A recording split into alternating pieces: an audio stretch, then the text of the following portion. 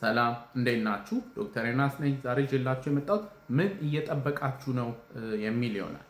ያለፈው እሁድ ዕለት ስትራትፎርድ ከተማ ሄጄ የሳሙኤል ቤኬትን ዌይቲንግ ፎር ጎዶ ቲያትር አይቼ ነበረ እና ቲያትሩ እንግዲህ ሪቮሉሽነሪ ነው ማለት ትችላላችሁ።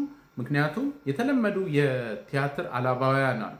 ለምሳሌ ስሪ አክት ፕሌይ የሚባለው ከዛ ደግሞ ሴራ ወይም ጭብጥ የሚባለው እሱን እንትን ያለ ነው፣ ፕሎት የለውም። ዌይቲንግ ፎር ጎዶ ስሪ አክት ፕሌይም አይደለም። ሁለት ሰዎች አሉ፣ ቁጭ ብለው ጎዶን እየጠበቁ ነው፣ ያወራሉ። ትራጂ ኮሜዲ ነው እና አንዳንድ ሲሊ ስላፕስቲክ የሆኑ ኮሜዲዎች ነበሩበት።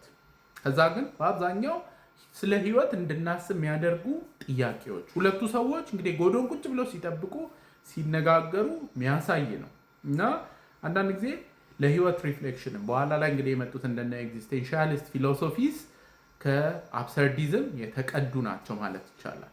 በዋናነት እንግዲህ ሁሉም ሰው እየጠበቀ ነው። ሁላችንም የሆነ ነገር እየጠበቅን ነው። ለምሳሌ አንዳንዶቻችን ደሞዝ እስከሚወጣ እየጠበቅን ነው። ተማሪዎች እስከምንመረቅ እየጠበቅን ነው። ኢንጌጅ ያደረጉ ሰዎች እስከሚጋቡ እየጠበቁ ነው። ያረገዙ እስከሚወልዱ እየጠበቁ ነው። አንዳንድ ሰዎች ደግሞ ታክሲም እየጠበቁ ነው እና ሁላችንም ስንጠብቅ ሁለት መሰረታዊ ጥያቄዎች አእምሯችን ላይ ይመጣል። የመጀመሪያው why on earth am I here for me? በዚህ ምድር ላይ ያለው እኔ ምንድን ነኝ? ምንድን ነው ዓላማዬ? ምን እያደረግኩ ነው የሚል ጥያቄ። ሁለተኛው ከዚህ ጋር የተያዘ የህይወት ትርጉም ምንድን ነው?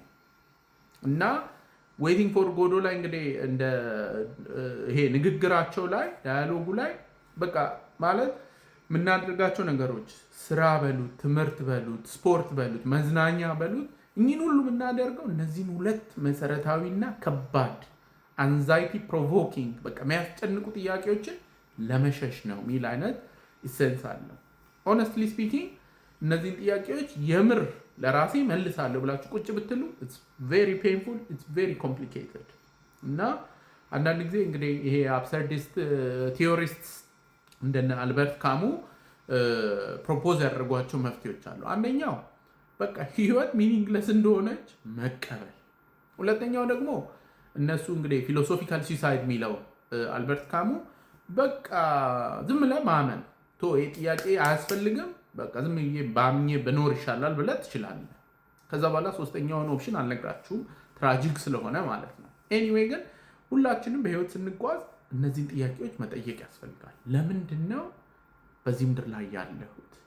ከዛ በኋላ ደግሞ እኔ ማን፣ የህይወት ትርጉም ምንድን ነው? ኢዚ አይደለም። ይህን ጥያቄ መመለስ ያስፈልጋል። ዌይቲንግ ፎር ጎዶ እንግዲህ ይህንን ኢንስፓየር ፕሮቮክ የሚያደርግ ፕሌይ ነው ማለት ነው። በጣም ነው ኢንጆይ ያደረግኩት። ተዋንያኑ በጣም ጎበዝ ነበሩ እና ስላፕስቲክ ኮሜዲዎችም ነበሩ፣ በቃ ሲል የሆኑ ኮሜዲዎች ማለት ነው። ኤኒዌይ ኢት ዋዝ ቬሪ ኢንትረስቲንግ። ሳሙኤል ቤኬት እንግዲህ ጎዶ ምን እንደሆነ እስካሁን የሚያውቅ ሰው የለም። አንዳንዶቹ ጋድ ነው ብለው ያስባሉ። ግን ሳሙኤል ቤኬት ራሱ ሲጠየቅ ጎዶ ማን እንደሆነ እኔ ባቅ ምን አስደበቀኝ ብሏል። ዊ ዶንት ኖ። እና አንድ ፕሌዩ ላይ የሆነ ትንሽ ልጅ አለ የሚመጣ እና እሱ በህይወታችን ውስጥ የሚያጋጥሙን ተስፋዎች፣ የፈለገ ትግል፣ የፈለገ ውጣ ውረድ ውስጥ እንደምንል የሆነ ደግሞ ተስፋ አለ እና የህይወትን እሽክርክሮች ብናስበው ሁላችንም እያደረግን ያለነው ነገር ሰመራይዝ ሲደረግ የሆነ ነገር ለማድረግ እንመኛለን። ከዛ እሱን ለማግኘት እንጣጣራለን። ከዛ ወይ እናገኘዋለን ወይ አናገኘው። ከዛ ደግሞ አዲስ ሳይክል እንጀምራለን። አንድ ሴሚስተር በቃ በዚህ ሴሚስተር እንዲያደርጋለሁ እንላለን፣ እናጠናለን ምናምን። እሷን ወይ አቺቭ እናደርጋለን ወይ አቺቭ አናደርግ።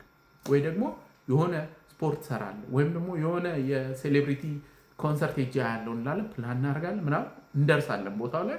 when we reach there is no there።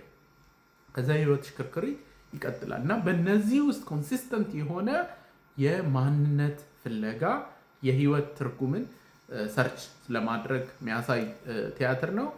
በአማርኛ አንድ ጊዜ ተሰርቶ ነበረ በዩኒቨርሲቲ ተማሪዎች ይመስለኛል፣ ጎዶን ጥበቃ ተብሎ ለረጅም ጊዜ የቀረበ አይመስለኝም። ለተወሰነ ጊዜ ያገድ ሲታይ እንደነበረ አስታውሳለሁ። ኤኒዌይ ለዛሬ ይዤላችሁ የመጣሁት ጥያቄ ነው። የመጀመሪያው ጥያቄ እናንተ ማን ናችሁ? አንተ ማነ? አንቺ ማን ነሽ? ሁለተኛው ምን ያደረክ ነው? የህይወት ዓላማ ምንድን ነው? ሶስተኛው ደግሞ የህይወት ትርጉም ምን ይመስላል? ለእነዚህ ጥያቄዎች እኔ መልስ የለኝም፣ ግን something to ponder about ኤኒዌይ ለዛሬ እንግዲህ ይዤላችሁ የመጣሁት ይህንን ይመስላል። ሁልጊዜ እንደምለው ያለ አእምሮ ጤና የለም። ደህና ሁኑ።